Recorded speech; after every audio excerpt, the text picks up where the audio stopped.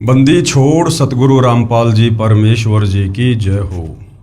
परमपिता परमात्मा सारी सृष्टि के रचनहार कुल मालिक असंख्य ब्रह्मांडों के स्वामी जगत गुरु तीनों लोकों में प्रवेश करके सबका धारण पोषण करने वाले राजाधिराज आत्माधार नाथों के नाथ देवों के देव महादेव सर्वेश्वर महेश्वर मृत्युंजय अजरो अमर आदि अनादि सनातनी प्रभु जगत पिता जगदीश्वर श्री श्री 1008 की उपाधि के वास्तविक अधिकारी अकाल मूरत शब्द स्वरूपी राम वासुदेव सर्वगतम ब्रह्म परम पूज्य प्रथम पूज्य परम संत परम पुरुष परम धनी परम दयालु सत्य कबीर हक्का कबीर अल्लाहु कबीर अल्लाहु अकबर बाखबर अल्लाह ताला जगत के तारणहार जगत के मुक्तिदाता जगत के जगन्नाथ हारे के सहारे हिंदुओं के राम मुसलमानों के अल्लाह सिखों के वाहिगुरु ईसाइयों के मसीह दया के सागर दयानिधि करुणा के सागर करुणानिधि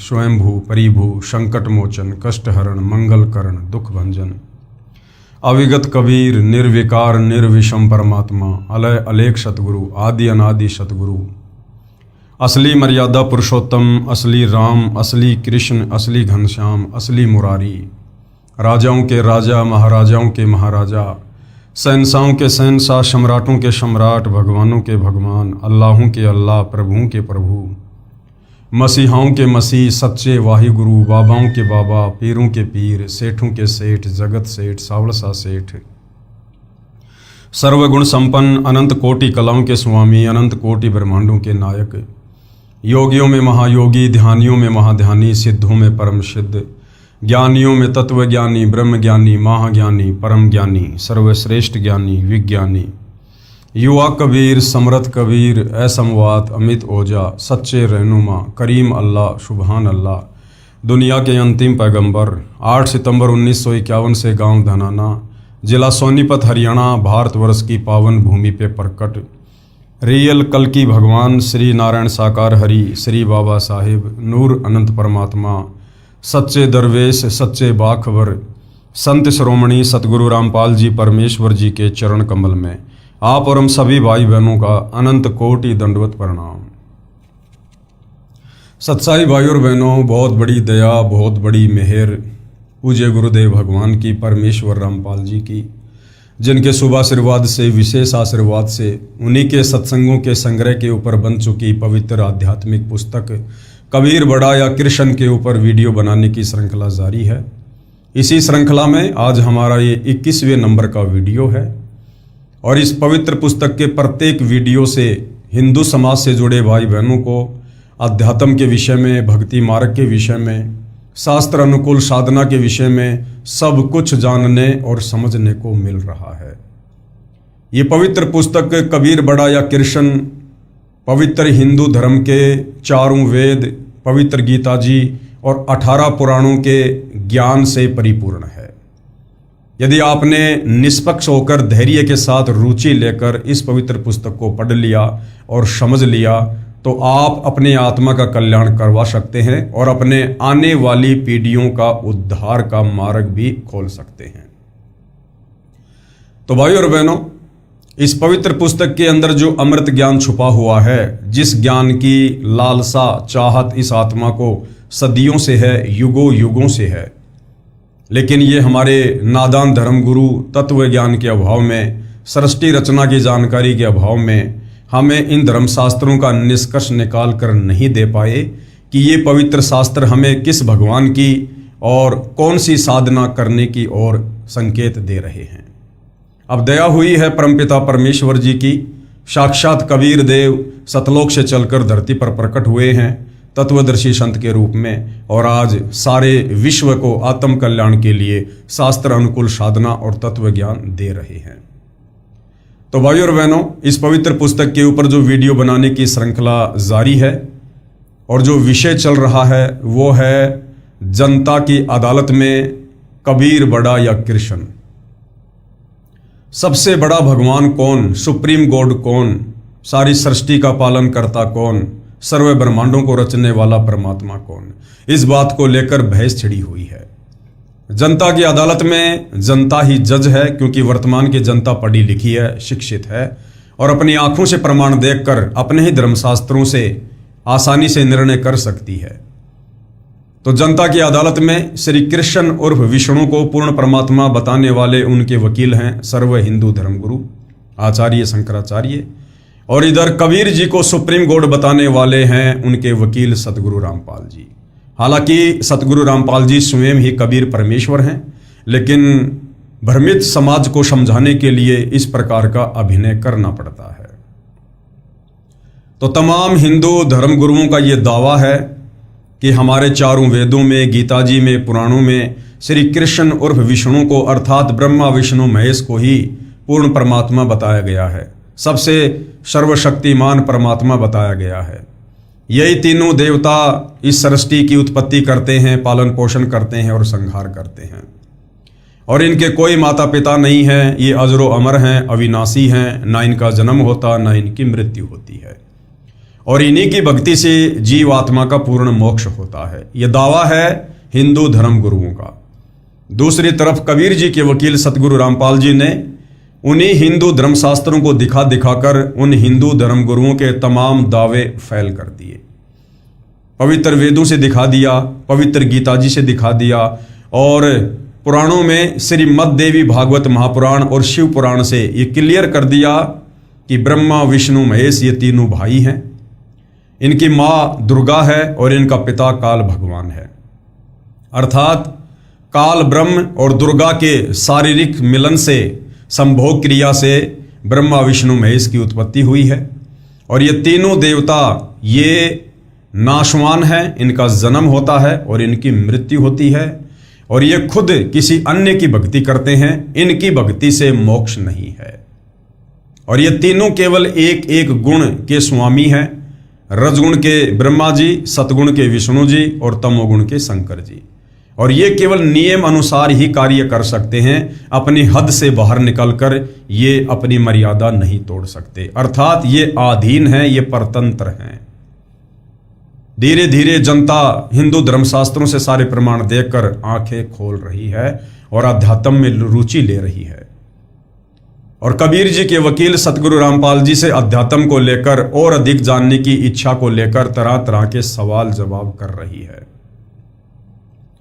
सवाल जवाब की इस प्रश्नोत्तरी में आज जनता के अदालत में जनता सतगुरु रामपाल जी से जानना चाह रही है कि ये जो काल ब्रह्म है, जिसने गीता जी का ज्ञान श्री कृष्ण जी के शरीर में प्रवेश करके महाभारत के युद्ध में अर्जुन को दिया, ये गीता अध्याय 7 श्लोक नंबर 18 में अपनी साधना को घटिया क्यों बता रहा है। पूरा हिंदू समाज तो इसी को परमात्मा मान के पूज रहा था, और ये खुद गीता ज्ञानदाता अपनी साधना को अनुतमाम यानी घटिया क्यों बता रहा है। क्या गीता ज्ञानदाता की भक्ति से भी मोक्ष नहीं है? तो सतगुरु रामपाल जी इस विषय पर प्रकाश डालते हुए जनता की अदालत में जनता को क्या समझा रहे हैं। गीता में ब्रह्म काल की भक्ति भी अनुत्तम अर्थात घटिया कही है। प्रश्न, गीता अध्याय 7 श्लोक 18 में अपनी साधना को गीता ज्ञानदाता ने अनुत्तम क्यों कहा है? कि महाराज जी हमें यह बताइए कि ये जो गीता ज्ञानदाता है, जो आपने क्लियर कर दिया कि ये ब्रह्मा विष्णु महेश का पिता है, काल ब्रह्म है, और इसको प्रतिदिन 1 लाख मानव शरीरधारी जीवों को खाने का श्राप लगा हुआ है, इसका वास्तविक रूप काल है, और ये अपने वास्तविक रूप में अपने पुत्रों को भी दर्शन नहीं देता, ब्रह्मा विष्णु महेश को भी, इसकी मजबूरी है। तो इसने अपनी साधना को घटिया क्यों कहा है?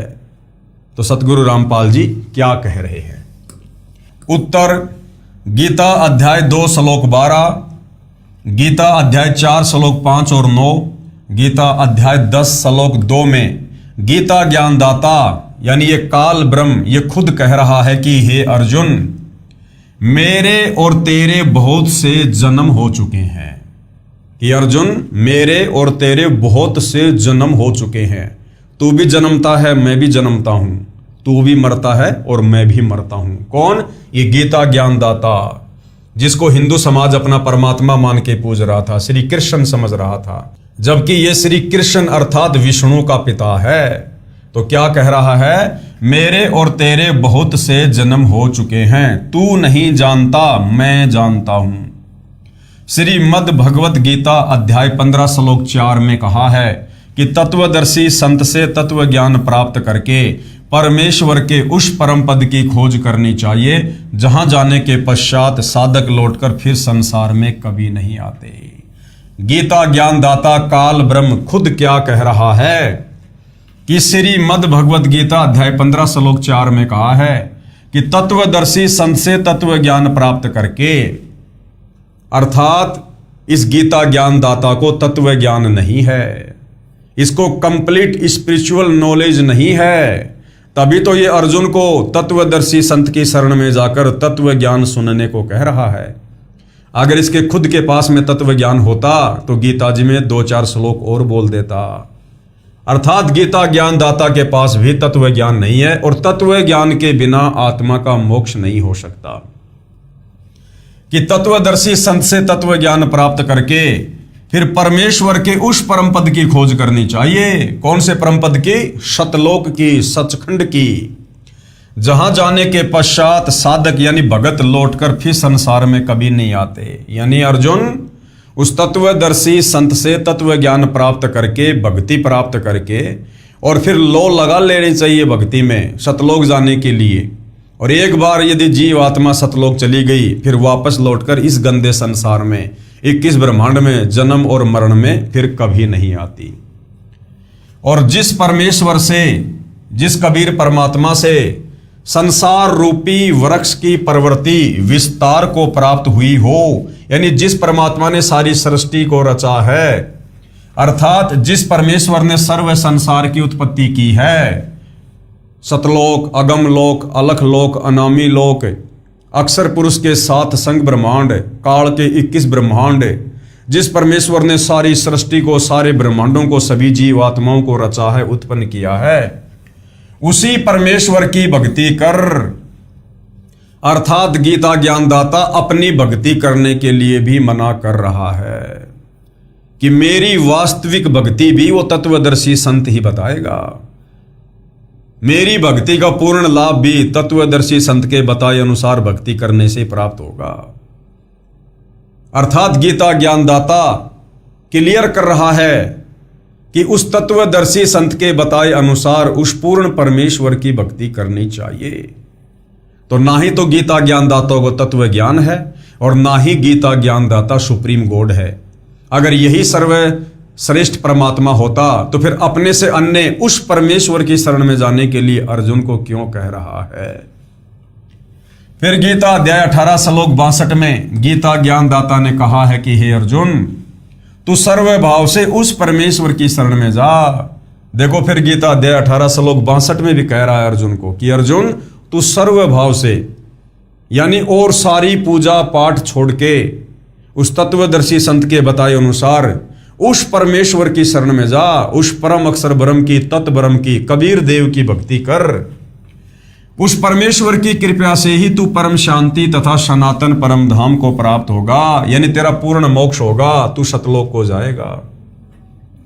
हे धर्मदास, जब तक जन्म मरण रहेगा तब तक परम शांति नहीं हो सकती। और इस काल के लोक में जन्म और मरण ये हार्ड एंड फास्ट रूल है, अटल नियम है। जन्म और मृत्यु, ये काल खुद जन्म लेता है और मरता है, तो बाकी जीवों की क्या औकात जो अमर हो जाएंगे। अमर हो सकते हैं यदि तत्वदर्शी संत की शरण में आकर आजीवन मर्यादा में रहकर भक्ति करके मोक्ष करवा लिया, तो फिर सतलोक में जाकर हम सदा सदा के लिए अमर हो जाएंगे। जब तक जन्म और मरण रहेगा तब तक परम शांति नहीं हो सकती और न ही सनातन परम धाम प्राप्त हो सकता। वास्तव में परम गति उसको कहते हैं जिसमें जन्म मरण सदा के लिए समाप्त हो जाए, जो ब्रह्म साधना से कभी नहीं हो सकती, यानी काल की साधना से जन्म मरण कभी समाप्त नहीं हो सकता। इसलिए गीता अध्याय 7 श्लोक 18 में गीता ज्ञानदाता ने, इस काल ब्रह्म ने, ब्रह्मा विष्णु महेश के पिता ने, दुर्गा के पति ने बताया है कि जो ज्ञानी आत्मा है मेरे विचार में सब नेक हैं, परंतु वे सब मेरी अनुत्तम यानी घटिया गति में ही लीन है। जो ज्ञानी आत्मा हैं, जिन्होंने वेदों को पढ़ा और वेदों को पढ़ के निष्कर्ष निकाल लिया, जैसा भी उनके समझ में आया कि ये ओम मंत्र है जाप करने का, है ये काल का, लेकिन इसको पूर्ण परमात्मा का मानकर उन ज्ञानी आत्माओं ने जी जान से भक्ति की पूर्ण मोक्ष प्राप्ति के लिए। लेकिन ये ओम मंत्र तो काल का है। अंत में वो ब्रह्मलोक में चले गए और ब्रह्मलोक में गए हुए प्राणी गीता अध्याय 8 श्लोक 16 के अनुसार फिर जन्म और मरण में आते हैं। तो ये काल ब्रह्म कह रहा है गीता अध्याय 7 श्लोक नंबर 18 में कि अर्जुन, ये ज्ञानी आत्मा है तो उदार, ये अच्छी है, नेक है, ये समर्पित हो गए बेचारे परमात्मा पाने के लिए, लेकिन ये मेरी वाली घटिया साधना में लगे रहे। मेरी वाली साधना को, मेरे ओम मंत्र को ये परमात्मा का मंत्र मानकर बेचारे लगे रहे, जिस कारण से ये भी मोक्ष प्राप्त नहीं कर पाते और अंत में इनको भी ब्रह्मलोक से वापस आकर जन्म और मरण में पड़ना पड़ता है, क्योंकि वे मेरी यानी ब्रह्म की भक्ति कर रहे हैं। ब्रह्म की साधना का ओम मंत्र है, इससे ब्रह्मलोक प्राप्त होता है। गीता अध्याय 8 श्लोक 16 में स्पष्ट है कि ब्रह्मलोक में गए हुए साधक भी पुनः लौटकर संसार में आते हैं, इसलिए उनको परम शांति नहीं हो सकती, सनातन परम धाम प्राप्त नहीं हो सकता, यानी काल की साधना से परम गति नहीं हो सकती। वेदों में वर्णित साधना से परमात्मा प्राप्ति नहीं होती, क्योंकि इन 4 वेदों में केवल ब्रह्म तक की साधना है, और जो 5वां वेद है, सूक्ष्म वेद है, जिसको परमात्मा खुद आकर बोलता है, उस 5वें वेद से आप और हमारी परम गति होगी। जब उस 5वें वेद के ज्ञान को बताने वाला परमात्मा कबीर देव खुद तत्वदर्शी संत के रूप में धरती पर प्रकट होता है, और उस समय यदि हम उनकी शरण में जाकर आजीवन मर्यादा में रहकर भक्ति करते हैं तो फिर हमारी परम गति होती है, हमारा जन्म मरण समाप्त होता है। तो काल की साधना से क्या होता है? ओम नाम की कमाई से कुछ सिद्धियां प्राप्त हो जाती हैं, जिसके द्वारा ऋषिजन चमत्कार करके किसी को हानि करके प्रसिद्ध हो जाते हैं। अंत में पाप के भागी होकर 84 लाख प्रकार के प्राणियों के शरीरों में कष्ट उठाते रहते हैं। इसलिए ब्रह्म साधना से होने वाली गति अर्थात उपलब्धि अनुत्तम है, यानी घटिया है। अब आगे बताया गया है कि ब्रह्म साधक का क्या चरित्र है, यानी काल की भक्ति करने वाले का, काल की साधना करने वाले का चरित्र बताया जा रहा है कि वो किस प्रकार से कभी भी कुछ न कुछ गलतियां कर देता है काल प्रेरणा से। क्यों? क्योंकि काल की भक्ति करने के चलते वो काल के ही अधीन होता है, यानी उस साधक का रिमोट इस काल ब्रह्म के हाथ में होता है। ये काल ब्रह्म जैसा चाहे उस साधक को नाच नचाता है। तो ब्रह्म साधक का चरित्र, ऋषि चुनक द्वारा मानधाता के विनाश की कथा प्रसंग। गीता ज्ञानदाता ब्रह्म ने गीता अध्याय 7 श्लोक 16 और 17 में बताया है कि मेरी भक्ति 4 प्रकार के भगत करते हैं। सबसे पहले कौन? आरत। आरत का मतलब कौन होता है? जो संकट निवारण के लिए भक्ति करते हैं, जो वेद मंत्रों के आधार से केवल अपने कष्ट निवारण के लिए भक्ति करते हैं, उनको कहते हैं आर्त साधक। दूसरा है अर्थार्थी, यानी धन लाभ के लिए जो वेदों को पढ़कर और केवल धन प्राप्ति के लिए भक्ति करते हैं, उनको कहते हैं अर्थार्थी। तीसरे नंबर पर है जिज्ञासु, जो ज्ञान प्राप्त करके वक्ता बन जाते हैं। और चौथा है ज्ञानी, जो केवल मोक्ष प्राप्ति के लिए भक्ति करने वाले हैं। इनमें से 3 को छोड़कर, यानी अर्थार्थी, आर्त और जिज्ञासु, काल ने तीनों को रिजेक्ट कर दिया। और चौथा जो ज्ञानी है उसके विषय में काल कह रहा है, इनमें से 3 को छोड़कर चौथे ज्ञानी को अपना पक्का भगत गीता ज्ञानदाता ने बताया है। पेश है गीता अध्याय 7 श्लोक 16 और 17 की फोटोकॉपियां। गीता अध्याय 7 श्लोक 16 की फोटोकॉपी। चतुर्विधा, यानी 4 प्रकार के साधक, भजनते यानी भजते हैं, माम यानी मुझे, जना, सुकृतिन अर्जुन, आरत जिज्ञासु, अर्थार्थी ज्ञानी, चय भरत वर्षभ। हे भरतवंशियों में श्रेष्ठ अर्जुन, उत्तम कर्म करने वाले अर्थार्थी, आर्त, जिज्ञासु और ज्ञानी, ऐसे 4 प्रकार के भगत जन मुझको भजते हैं, यानी मेरी भक्ति करते हैं। फिर आगे देखिए गीता अध्याय 7 श्लोक नंबर 17 की फोटोकॉपी। तेसाम ज्ञानी नित्य युक्त है एक भक्ति विशिष्टे प्रिय ही ज्ञानिनः अत्ते थ्रम अहम च मम प्रिय। अब क्या कहा है कि वो चौथा जो ज्ञानी है वो मुझे प्रिय है और मैं उसको प्रिय हूं। उनमें नित्य मुझ में एक ही भाव से स्थित अनन्य प्रेम भक्ति वाला ज्ञानी भगत अति उत्तम है, क्योंकि मुझको तत्व से जानने वाले ज्ञानी को मैं अत्यंत प्रिय हूं और वह ज्ञानी मुझे अत्यंत प्रिय है। क्योंकि वो जो ज्ञानी भगत होता है वो बेचारा ना कोई वक्ता बनने की चाहत रखता है, ना कोई धन कमाने की चाहत रखता है, ना कोई अपना संकट निवारण चाहता है। वो चाहता है कि किसी प्रकार से मेरा जन्म और मरण, ये मेरा रोग कट जाए, मुझे परम गति प्राप्त हो जाए। उसके लिए वो अपने घर परिवार शरीर आदि की चिंता ना करके और वेदों का निष्कर्ष निकाल कर अपनी बुद्धि स्तर से ओम नाम को सर्वश्रेष्ठ मंत्र परमात्मा का मान के और वो आत्म कल्याण के लिए भजन करता है। तो काल कहता है कि वो जो अनन्य भाव से यानी केवल सर्व भाव से जो मुझ काल की ओम नाम के साथ में साधना करता है बिना किसी जिज्ञासा के निष्काम भाव से, वो ज्ञानी भगत मुझे प्रिय है। ज्ञानी की विशेषता क्या बताई है? ज्ञानी वह होता है जिसने जान लिया कि मनुष्य जीवन केवल मोक्ष प्राप्ति के लिए ही प्राप्त होता है। उसको यह भी ज्ञान होता है कि पूर्ण मोक्ष के लिए केवल एक परमात्मा की भक्ति करनी चाहिए। पूर्ण मोक्ष के लिए केवल एक ही परमात्मा की भक्ति करनी चाहिए, अन्य किसी और की नहीं। यानी व्यभिचारणी भक्ति इस मार्ग में नहीं चलती है। व्यभिचारणी भक्ति का मतलब होता है अपने एक इष्ट के साथ अन्य की भी पूजा करना। उसको यह भी ज्ञान होता है कि पूर्ण मोक्ष के लिए केवल एक परमात्मा की भक्ति करनी चाहिए। अन्य देवताओं जैसे रजगुण ब्रह्मा जी, सतगुण विष्णु जी तथा तमगुण शिव जी की भक्ति से पूर्ण मोक्ष नहीं होता। उन ज्ञानी आत्माओं को गीता अध्याय 4 श्लोक 34 तथा यजुर्वेद अध्याय 40 मंत्र 10 में वर्णित तत्वदर्शी संत न मिलने के कारण है। अब वो ज्ञानी आत्मा भाई और बहनों क्यों मार खा गई?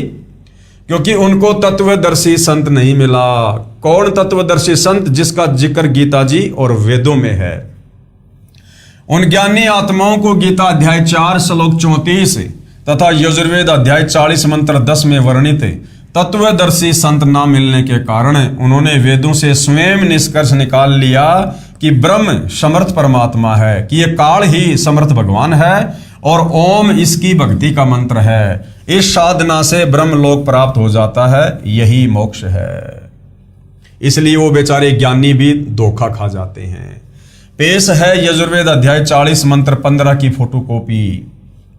ये देखिएगा, ये श्लोक आप जियों के सामने है भाई और बहनों। वायु अनिलम अमृतम थेदम भस्मांतरम शरीरम ओम कृत्युषमर किल्वेशमर और कृत्युषमर। गुरुदेव ने प्रत्येक शब्द का यहाँ पर शब्दार्थ किया है। हम सीधा सीधा इसके भावार्थ पे चलेंगे। ये फोटोकॉपी यजुर्वेद अध्याय 40 मंत्र 15 की है। इसका अनुवाद महर्षि दयानंद आर्य समाज प्रवर्तक ने किया है, जो गलत है। इसके मूल पाठ में स्पष्ट किया है कि ओम कृत्युषमर किल्वेशमर और कृत्युम समर, यानी ओम नाम का जाप कार्य करते करते हुए करो, विशेष कसक के साथ सुमरण करो और मानव जन्म का मुख्य उद्देश्य मानकर सुमरण करो। महर्षि दयानंद जी ने लिखा है कि जिसका ओम नाम उसको स्मरण कर, उसको याद कर, यानी जिसका ओम मंत्र है ना उसको याद कर, यानी काल को याद कर, ब्रह्म को याद कर, ओम मंत्र का जाप नहीं करना। यह कहना है महर्षि दयानंद जी का। अर्थात इन्होंने वेदों के अर्थों का अनर्थ किया है। महर्षि दयानंद जी ने लिखा है कि जिसका ओम नाम है उसको सुमर, यानी उसको याद कर। यहीं से गलत अर्थ हो जाता है। हमने वेद के मंत्र को देखना है, अनुवाद गलत है उसे छोड़ देना है। इस यजुर्वेद अध्याय 40 मंत्र 15 का यथार्थ अनुवाद इस प्रकार है। ओम नाम का सुमरण कार्य करते करते करो, यानी अपना काम धंधा भी करो। किसान है तो अपना खेत में मजदूरी करो, नौकरी वाला है अपना काम धंधा करो। वो कार्य करते करते भी जो मंत्र है उसका जाप करो और विशेष तड़प के साथ करो। मनुष्य जीवन का परम कर्तव्य मानकर सुमरण करो, यानी मनुष्य जन्म केवल मोक्ष प्राप्ति के लिए मिलता है और भक्ति से ही मोक्ष होगा, ये सोचकर विशेष कशक के साथ करो। ओम का जाप मृत्यु पर्यंत करने से इतना अमृतत्व प्राप्त हो जाएगा जितना ओम के सुमरण से होता है। यजुर्वेद अध्याय 40 मंत्र 15। ज्ञानी आत्माओं ने परमात्मा प्राप्ति के लिए हठ योग किया, एक स्थान पर बैठकर घोर तप किया तथा ओम नाम का जाप किया, क्योंकि उनको गाइड करने वाला तत्वदर्शी संत उनको नहीं मिला, जिस कारण से वो मनमाना आचरण करने लग जाते हैं। जबकि वेदों व गीता में हठ करने, घोर तप करने वाले मूर्ख, दंभी तथा राक्षस बताए हैं। गीता अध्याय 3 श्लोक 4 से 9, गीता अध्याय 16 श्लोक 17 से 20 तथा गीता अध्याय 17 श्लोक 1 से 6। बताता हूं इनको हठयोग करने की प्रेरणा कहां से हुई। ये जो ज्ञानी हैं या ये जितने भी जो काल उपासक हैं, इनको ओम नाम के साथ साथ में तप करने की प्रेरणा कहां से हुई। श्री देवी पुराण गीता प्रेस गोरखपुर से प्रकाशित सचित्र मोटा टाइप के 3रे स्कंद में लिखा है कि ब्रह्मा जी ने अपने पुत्र नारद को बताया कि जिस समय मेरी उत्पत्ति हुई, ब्रह्मा जी खुद कह रहा है कि मेरी भी उत्पत्ति हुई है, जबकि हमारे नादान धर्मगुरु श्री ब्रह्मा जी को सृष्टि का कर्ता, सृष्टि का उत्पत्ति कर्ता, प्रजापति ना जाने क्या क्या संज्ञा देते हैं कि सब ब्रह्मा जी से उत्पन्न हुए हैं, ब्रह्मा जी का कोई जन्म नहीं हुआ। जबकि ब्रह्मा जी खुद स्वीकार करते हैं कि बेटा नारद, मेरी उत्पत्ति कमल के फूल पर हुई।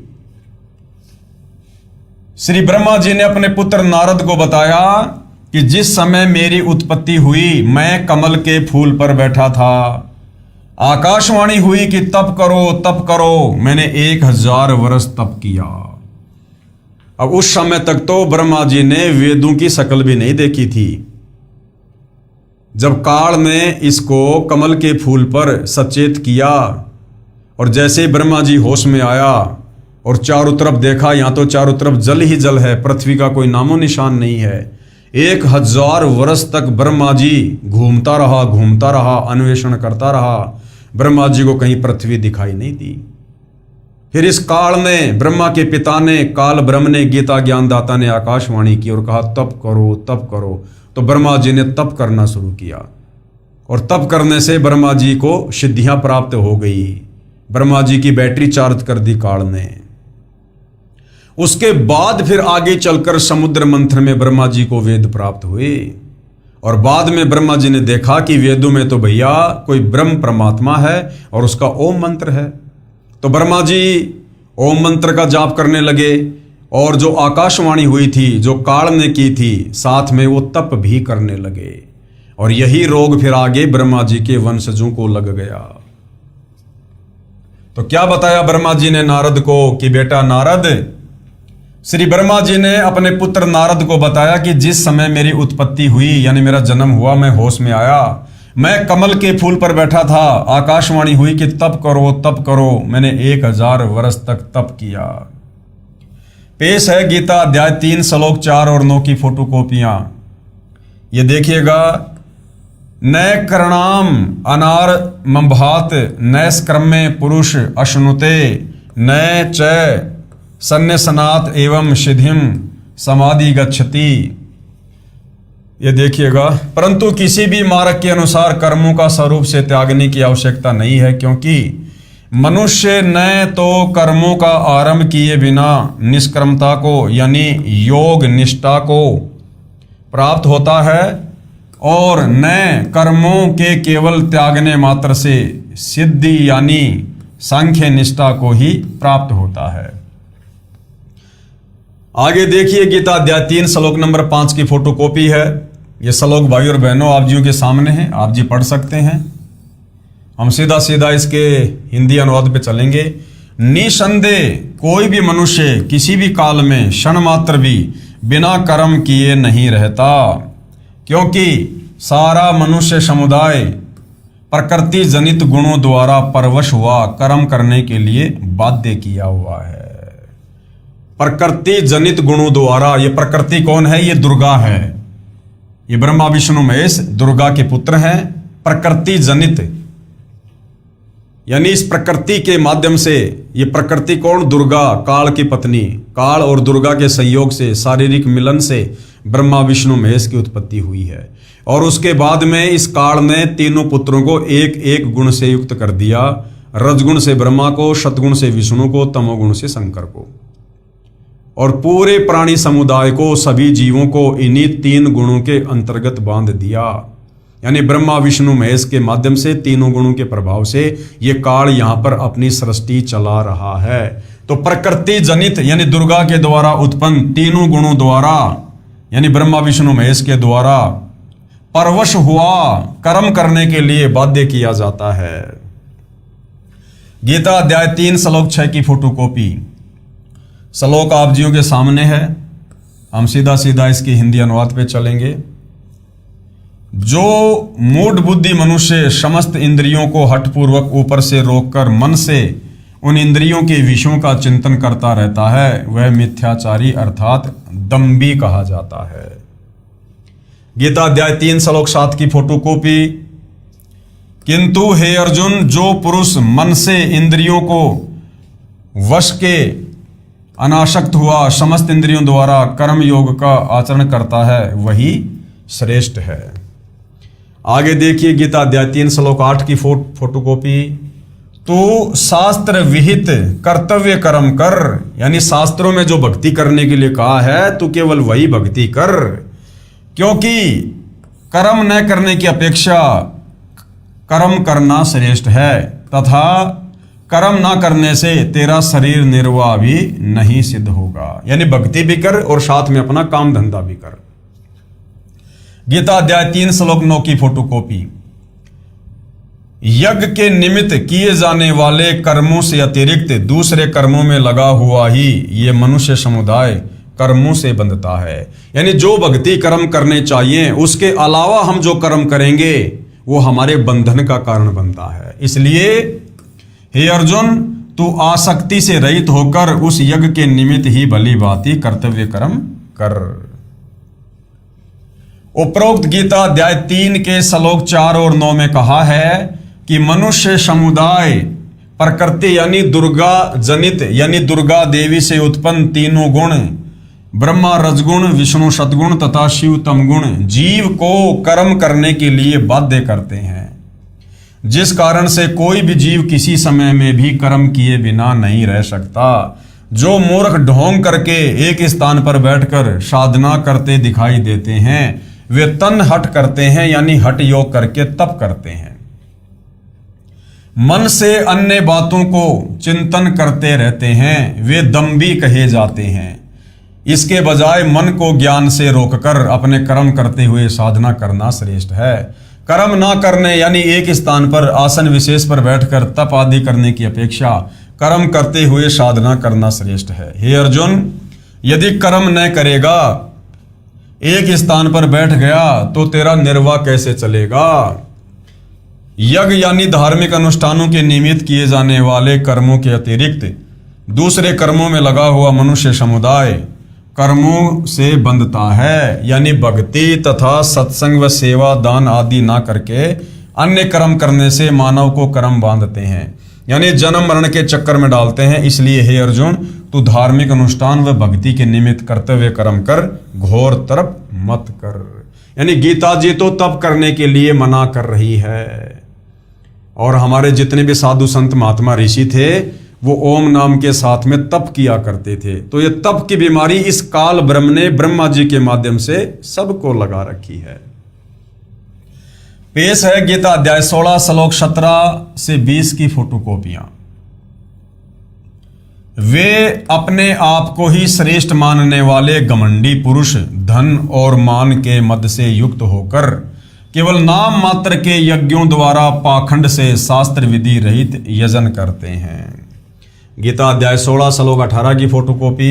अहंकार, बल, घमंड, कामना और क्रोध आदि के परायण और दूसरों की निंदा करने वाले पुरुष अपने और दूसरों के शरीर में स्थित मुझ अंतर्यामी से द्वेष करने वाले होते हैं।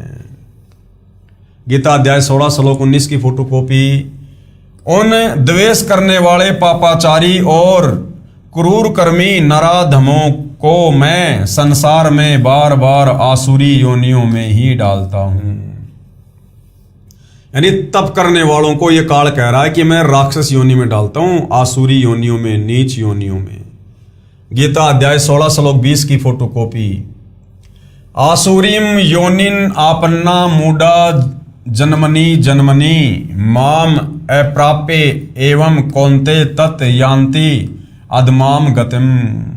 हे अर्जुन, वे मूढ़ मुझको न प्राप्त होकर ही जन्म जन्म में आसुरी योनि को प्राप्त होते हैं, फिर उससे भी अति नीच गति को प्राप्त होते हैं, अर्थात घोर नरकों में पड़ते हैं।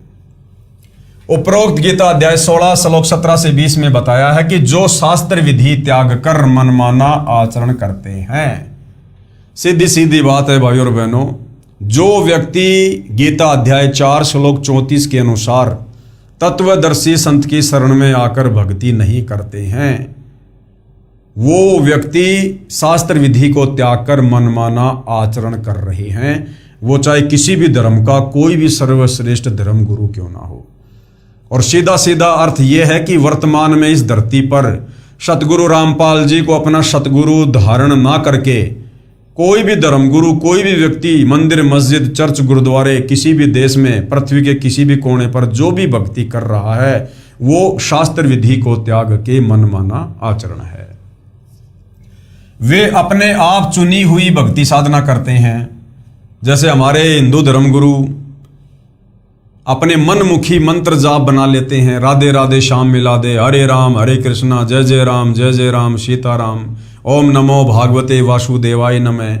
तो वो अपने आप ही अपनी साधना को चुन लेते हैं काल प्रेरणा से और अपने अनुयायियों को दे देते हैं, जिस कारण से वो भी नरक में और उनके भगत भी नरक में। वे अपने आप चुनी हुई भक्ति साधना करते हैं। वे अपने आप को ही श्रेष्ठ मानने वाले घमंडी पुरुष शास्त्र विधि रहित भक्ति करते हैं। ये जितने भी धर्मगुरु हैं सारे के सारे घमंडी हैं, घमंडी, क्योंकि काल प्रेरणा से शास्त्र विरुद्ध साधना कर रहे हैं। अब इनको जो लाभ मिल रहा है, जो महिमा मिल रही है, ये महिमा और लाभ इनको अपने किसी पूर्व मनुष्य जन्म में की गई सत भक्ति के कारण वर्तमान में मिल रही है। यानी पहले इन्होंने कभी किसी जन्म में पूर्ण परमात्मा की शरण में आकर दान धर्म करके जो अपनी आध्यात्मिक बैटरी चार्ज की थी, उसका फल ये वर्तमान में मनुष्य जन्म प्राप्त करके भोग रहे हैं। लेकिन वर्तमान में ये शास्त्र विरुद्ध साधना कर रहे हैं और फिर भी इनको लाभ हो रहे हैं, तो ये सोच रहे हैं कि हम जो कर रहे हैं बस वो सर्वश्रेष्ठ है। इसी धोखे में काल इनको डाल के रखता है। मेरी बात ना मानकर मेरे से द्वेष करने वाले होते हैं। उन द्वेष करने वाले यानी मनमाना आचरण करने वाले, पाप कर्म करने वाले पापाचारी, यानी जो शास्त्र विधि को त्याग के मनमाना आचरण करता है, समझो पाप कर रहा है। पापाचारी, क्रूर कर्मी और नीच मनुष्यों को संसार में बार बार आसुरी योनियों में डालता हूं। हे अर्जुन, वे मूढ़ यानी मूर्ख मुझको न प्राप्त होकर जन्म जन्म में आसुरी यानी राक्षस योनि प्राप्त जन्म को प्राप्त होंगे। आज ये हमारे धर्मगुरु, साधु संत, महात्मा, ऋषि, मंडलेश्वर, आचार्य, शंकराचार्य, आज ये सब शास्त्र विधि को त्याग के मनमाना आचरण कर रहे हैं। और यदि समय रहते इन्होंने अपने हाथ खड़े नहीं किए और सतगुरु रामपाल जी की शरण में आकर शास्त्र अनुकूल साधना नहीं की, तो गीता जी के अनुसार अगले जन्मों में ये काल इनको आसुरी योनियों में डालेगा, जन्म जन्म आसुरी योनियों में। फिर उससे भी अधमाम यानी अति नीच गति को प्राप्त होते हैं, भूत प्रेत बनेंगे, फिर नरक में जाएंगे। विचार गीता में स्पष्ट है कि जो एक स्थान पर बैठकर घोर तप करते हैं वे मूर्ख राक्षस व्यक्ति हैं, घोर नरक में गिरते हैं, नीच योनियों को प्राप्त होते हैं। आप जी ने श्री देवी पुराण के प्रथम स्कंद के अध्याय 4 में पढ़ा कि श्री विष्णु जी घोर तप कर रहे थे। श्री विष्णु जी ने कहा है कि मैं तप करता रहता हूं, फिर राक्षसों को मारता हूं, कभी अवसर मिला तो लक्ष्मी के साथ सुखपूर्वक समय बिताने का सौभाग्य प्राप्त होता है। गीता जी में तप करने वालों को मूर्ख यानी नराधम नीच मनुष्य राक्षस कहा है। अब बताओ श्री विष्णु जी क्या हैं? श्री विष्णु जी खुद स्वीकार कर रहे हैं श्री देवी पुराण में कि मैं तो घोर तप करता हूं, और गीता जी मना कर रही है कि जो व्यक्ति घोर तप करते हैं वो तो मनुष्यों में नीच हैं। तो देख लो भाई और बहनों, श्री विष्णु जी को कितना ज्ञान है अध्यात्म के विषय में। अगर गीता ज्ञान दाता श्री कृष्ण उर्फ विष्णु होता तो क्या श्री विष्णु को इस बात का नहीं पता कि गीता जी में तो जो तप करते हैं उनको नीच की संज्ञा दी है, फिर विष्णु जी खुद क्यों तप करते हैं? अर्थात ये गीता जी का ज्ञान श्री कृष्ण उर्फ विष्णु ने नहीं, बल्कि श्री कृष्ण जी के शरीर में प्रेत की भांति प्रवेश करके इस काल ब्रह्म ने बोला है। श्री विष्णु जी तप करने में लगे रहते हैं। इससे यह भी सिद्ध होता है कि श्री कृष्ण जी को गीता ज्ञान का कै ख भी पता नहीं था।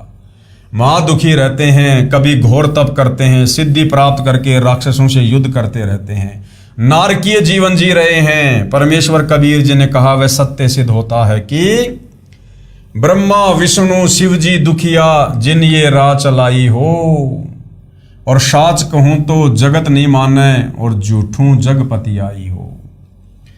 अब आपके श्री कृष्ण उर्फ श्री विष्णु जी ही गलत साधना करते हैं तो आप उनके पुजारियों का क्या हाल होगा? आपको यथार्थ भक्ति का ज्ञान नहीं है। और आगे पढ़ें गीता अध्याय 17 श्लोक 1 से 6 में। अब धर्मदास जी की आंखें फटी की फटी रह गई सारे प्रमाण देखकर। जैसे गीता अध्याय 16 श्लोक 23-24 में कहा है कि जो साधक शास्त्र विधि को त्याग कर अपनी इच्छा से मनमाना आचरण करते हैं, जैसे धर्मदास भी शास्त्र विधि को त्याग कर अपनी इच्छा से अपने गुरु के कहे अनुसार मनमाना आचरण करने के लिए ही मथुरा में आया हुआ था।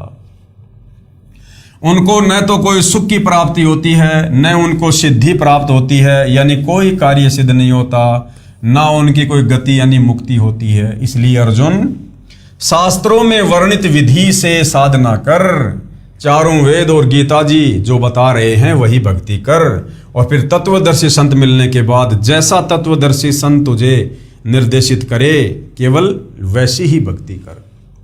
अध्याय 16 में कुल 24 श्लोक हैं।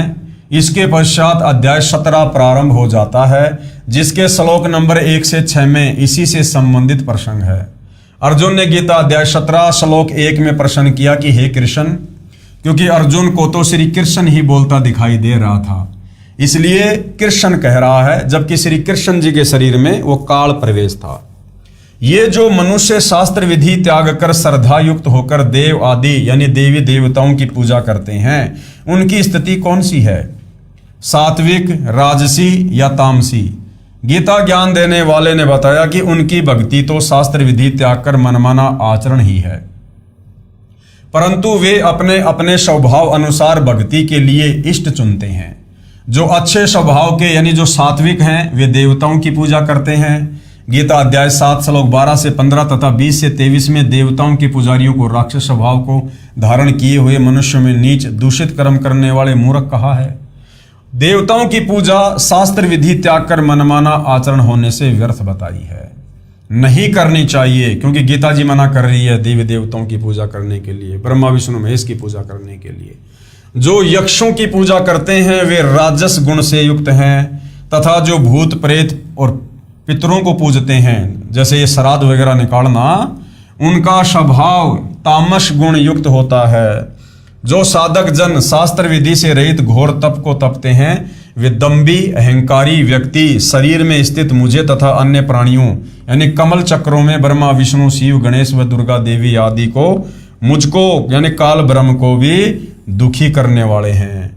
उन अज्ञानियों को असुर यानी राक्षस स्वभाव के जान। पेश है गीता अध्याय 17 श्लोक 1 से 6 की फोटोकॉपी। हे कृष्ण, जो मनुष्य शास्त्र विधि को त्याग कर श्रद्धा से युक्त हुए देव आदि का पूजन करते हैं, उनकी स्थिति फिर कौन सी है? सात्विक है अथवा राजसी या तामसी? आगे देखिएगा गीता अध्याय 17 श्लोक 2 की फोटोकॉपी। मनुष्यों की वह शास्त्रीय संस्कार से रहित केवल स्वभाव से उत्पन्न श्रद्धा सात्विकी और राजसी तथा तामसी ऐसे तीनों प्रकार की ही होती है, उसको तू मुझसे सुन। गीता अध्याय 17 श्लोक 3। हे भारत, सभी मनुष्यों की श्रद्धा उनके अंतःकरण के अनुरूप होती है। यह पुरुष श्रद्धामय है, इसलिए जो पुरुष जैसी श्रद्धा वाला है वह स्वयं भी वही है। गीता अध्याय 17 श्लोक 4 की फोटोकॉपी। सात्विक पुरुष देवों को पूजते हैं, राजस पुरुष यक्ष और राक्षसों को तथा अन्य जो तामस हैं यानी जो तमोगुणी मनुष्य हैं वे प्रेत और भूत गणों को पूजते हैं। गीता अध्याय 17 श्लोक 5 की फोटोकॉपी। हे अर्जुन, जो मनुष्य शास्त्र विधि रहित केवल मन कल्पित घोर तप को तपते हैं तथा दंभ और अहंकार से युक्त एवं कामना आसक्ति और बल के अभिमान से भी युक्त हैं। गीता अध्याय 17 श्लोक 6 की फोटोकॉपी। शरीर रूप से स्थित भूत समुदाय को और अंतःकरण में स्थित मुझ परमात्मा को भी कृष यानी दुखी करने वाले हैं, उन अज्ञानियों को तू आसुर स्वभाव वाले जान। यानी बाबा जी लोग जो ये धूना तपते हैं ना, जेठ के महीने में गर्मी में आग जला के बीच में बैठ जाते हैं, ये दम्भी घमंडी और अभिमानी और तामसी स्वभाव वाले बताए गए हैं। कबीर परमेश्वर जी ने कहा कि हे धर्मदास, ब्रह्मा जी को वेद तो बाद में सागर मंथन में मिले, उनको पढ़ा तो यजुर्वेद अध्याय 40 के मंत्र 15 में ओम नाम मिला, उसका जाप तथा आकाशवाणी से सुना हठयोग यानी घोर तप दोनों मिलाकर ब्रह्मा जी स्वयं करने लगे तथा अपने संतानों यानी ऋषियों को बताया। चारों वेदों तथा इन्हीं का निष्कर्ष श्रीमद् भगवद गीता में हठ करने घोर तप करने वालों को राक्षस, क्रूर कर्मी, नराधम यानी नीच व्यक्ति कहा है। अब सोचिए ब्रह्मा जी किस श्रेणी में है। गीता जी में हठ योग करना, तप करना मना है, उनको आसुर स्वभाव वाले मनुष्यों में नीच कहा है। और हमारे ब्रह्मा जी, हमारे विष्णु जी, हमारे शंकर जी, ये तीनों देवता तप करते हैं। तो सोचिए भाई और बहनों, ये किस कैटेगरी में है।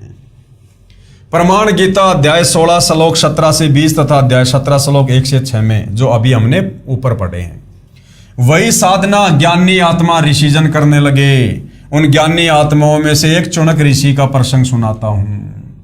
यानी काल ब्रह्म के जो साधक हैं उनका क्या चरित्र है, जिससे आपके प्रश्न का सटीक उत्तर मिल जाएगा। एक चुनक नाम का ऋषि था। कौन था? चुनक नाम का ऋषि था। उसने हजारों वर्षों तक घोर तप किया, यानी वेदों के विरुद्ध साधना की, गीता के विरुद्ध साधना की, मनमाना आचरण किया तथा ओम नाम का जाप किया। यह ब्रह्म की भक्ति यानी काल की भक्ति है। और ब्रह्म ने प्रतिज्ञा कर रखी है कि मैं किसी साधना यानी न वेदों में वर्णित यज्ञ से, न जप से, न तप से किसी को भी दर्शन नहीं दूंगा, क्योंकि इसको श्राप लगा हुआ है। गीता अध्याय 11 श्लोक 48 में कहा कि हे अर्जुन, तूने मेरे जिस रूप के दर्शन किए अर्थात मेरा ये काल रूप देखा, ये मेरा स्वरूप है। इसको न तो वेदों में वर्णित विधि से देखा जा सकता है, न किसी जप से, न तप से, न यज्ञ से तथा न किसी अन्य क्रिया से देखा जा सकता है। गीता ज्ञानदाता ने गीता अध्याय 7 श्लोक 24-25 में स्पष्ट किया है कि यह मेरा अविनाशी विधान है कि मैं कभी किसी को दर्शन नहीं देता, अपनी योग माया से यानी सिद्धि से छुपा रहता हूं। और ये मूर्ख लोग मुझे मनुष्य रूप अर्थात कृष्ण रूप में मान रहे हैं। जो सामने सेना खड़ी थी उसकी ओर संकेत करके गीता ज्ञानदाता यानी काल ब्रह्म कह रहा था। कहने का भाव था कि मैं कभी किसी को दर्शन नहीं देता, अब तेरे ऊपर अनुग्रह करके ये अपना रूप दिखाया है। भावार्थ, वेदों में वर्णित विधि से तथा अन्य प्रचलित क्रियाओं से ब्रह्म प्राप्ति नहीं है, इसलिए उस चुनक ऋषि को परमात्मा प्राप्ति तो हुई नहीं, सिद्धियां प्राप्त हो गई। ओम नाम का जाप और साथ में तप करने से चुनक ऋषि को सिद्धियां प्राप्त हो गई। ऋषियों ने उसी को भक्ति की अंतिम उपलब्धि मान लिया। जिसके पास अधिक सिद्धियां होती थी वह अन्य ऋषियों से श्रेष्ठ माना जाने लगा। यही उपलब्धि चुनक ऋषि को हुई थी। एक मानधाता चक्रवर्ती राजा था। चक्रवर्ती वो होता है जिसका पूरी पृथ्वी पर शासन हो। उसके पास 72 अक्षौणी यानी 72 करोड़ सेना थी। राजा ने अपने अधीन राजाओं को कहा कि जिसको मेरी पराधीनता स्वीकार नहीं है वे मेरे साथ युद्ध करें। एक घोड़े के गले में एक पत्र बांध दिया कि जिस राजा को राजा मानदाता की अधीनता स्वीकार ना हो वो इस घोड़े को पकड़ ले और युद्ध के लिए तैयार हो जाए। पूरी पृथ्वी पर किसी भी राजा ने घोड़ा नहीं पकड़ा। घोड़े के साथ कुछ सैनिक भी थे। वापस आते समय ऋषि चुनक ने पूछा कि कहाँ गए थे सैनिकों? उत्तर मिला कि पूरी पृथ्वी पर घुमाए, किसी ने घोड़ा नहीं पकड़ा, किसी ने राजा का युद्ध नहीं स्वीकार किया। ऋषि ने कहा कि मैंने ये युद्ध स्वीकार कर लिया। काल ब्रह्म के साधक का चरित्र कैसा होता है? दम्भी, अभिमानी, घमंडी। मानदाता ने जो घोड़ा छोड़ा था कि भाई अगर कोई मेरे से युद्ध करना चाहे तो इस घोड़े को पकड़ ले, किसी ने घोड़ा नहीं पकड़ा। सैनिक घोड़ा लेकर वापस आ रहे थे मानदाता की झोपड़ी के पास से। मानदाता ने पूछा, सैनिकों जब तुम गए तब भी घोड़ा आगे था, तुम पीछे थे, घोड़े पर कोई सवार नहीं था, आ रहे हो तो भी घोड़ा खाली है, चक्कर क्या है? तो सैनिकों ने सारी बात बता दी।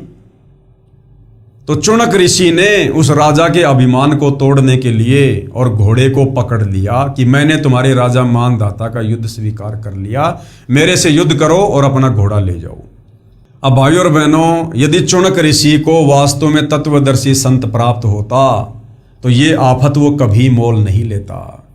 उसे अपने मनुष्य जीवन के लक्ष्य का पता होता कि मैंने भैया सांसारिक झमेलों से बाहर निकलकर, राजा लोग अपना काम करेंगे, करते रहेंगे, मैं बीच में टांग क्यों अड़ाऊं? मैं भगत हूं, मेरा काम भक्ति करना है, अपना मोक्ष प्राप्त करना है।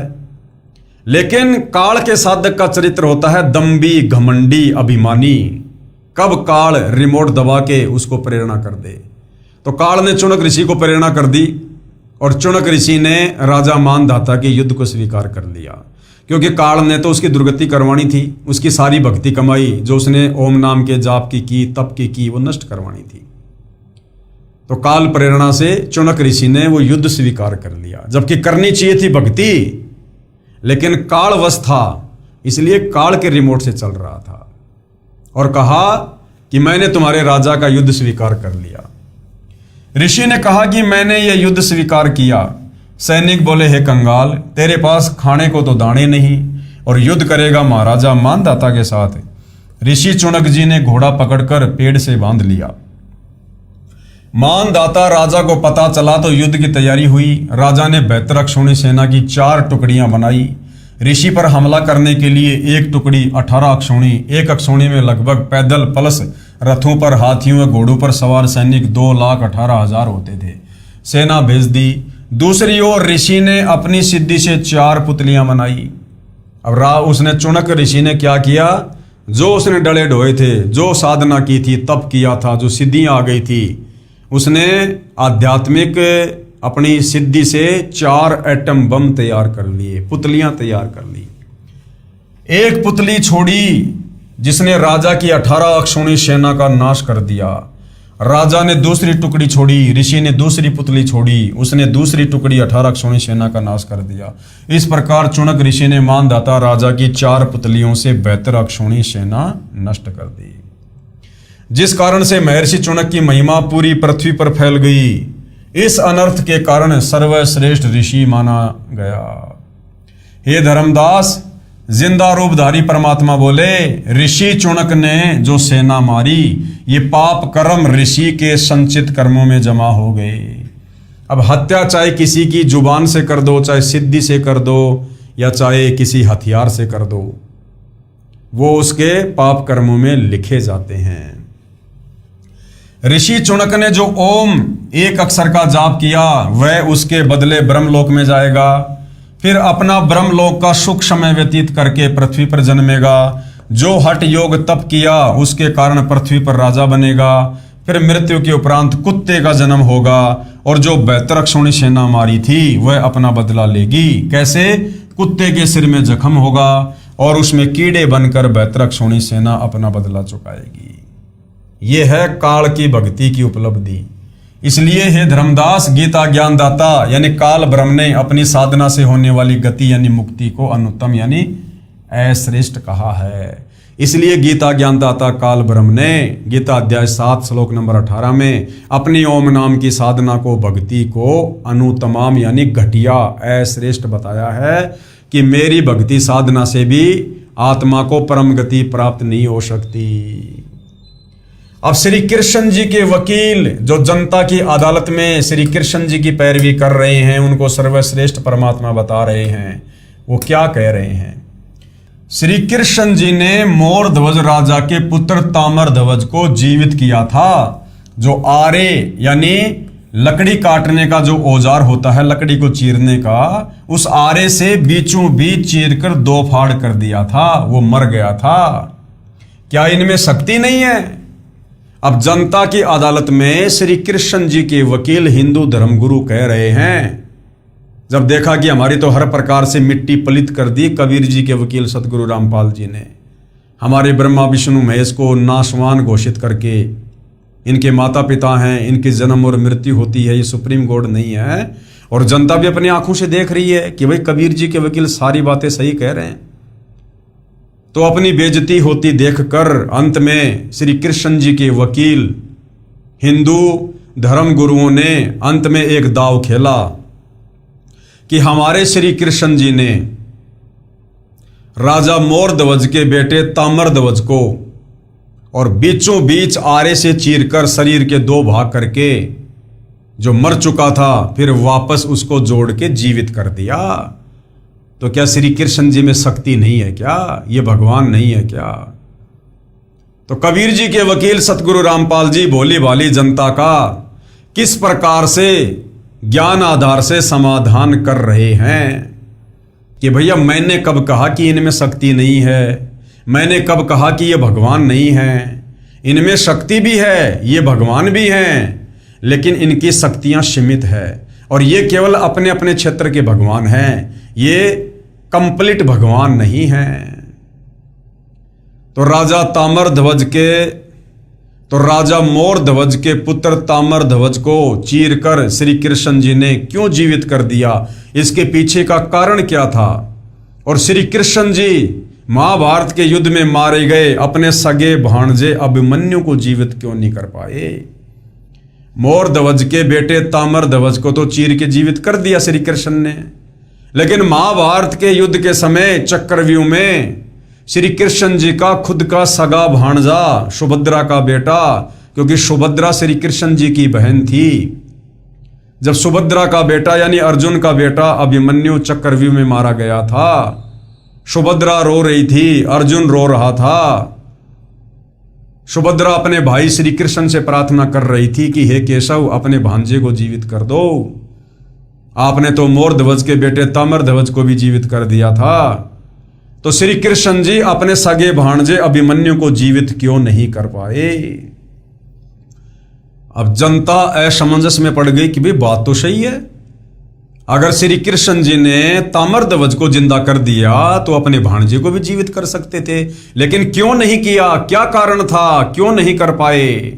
अब भाई और बहनों, इस विषय में भोली भाली जनता का समाधान सतगुरु रामपाल जी तत्व ज्ञान आधार से कर रहे हैं। इस विषय में भाई और बहनों हम अगले वीडियो में विशेष तौर पर चर्चा करेंगे।